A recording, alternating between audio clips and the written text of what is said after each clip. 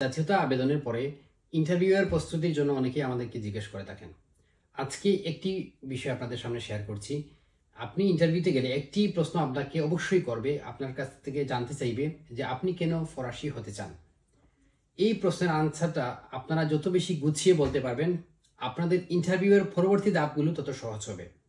আমার একটা পরামর্শ হচ্ছে, এই প্রশ্নের উত্তরে আপনারা ফ্রান্সের যেই বিষয়ে আপনি স্ট্রং, অর্থাৎ যেই বিষয়গুলো আপনি ভালো জানেন, ধরেন আপনি পলিটিক্স অনেক ভালো জানেন, আপনি আপনি খেলাধুলা বিষয়ে অনেক ভালো জানেন, অথবা তাদের ভৌগোলিক যে অবস্থান আছে সেইগুলো সম্পর্কে আপনি অনেক ভালো জানেন, তাহলে আপনি এটা বলতে পারেন যে আমি ফ্রান্সের পলিটিক্স অনেক ভালো লাগে। আপনার যেই বিষয়টা আপনার উইক থাকবেন, মানে আপনার জানাশোনা কম আছে, সেই বিষয়গুলো আপনার ভালো লাগে এটা কখনো বলবেন না। কারণ আপনি যেটাকে ভালো লাগে বলবেন, পরবর্তী প্রশ্নগুলো কিন্তু ওই জায়গা থেকেই শুরু করবে, মানে আপনার এই আনসার থেকে মূলত হচ্ছে তারা প্রশ্ন খুঁজে বের করবে।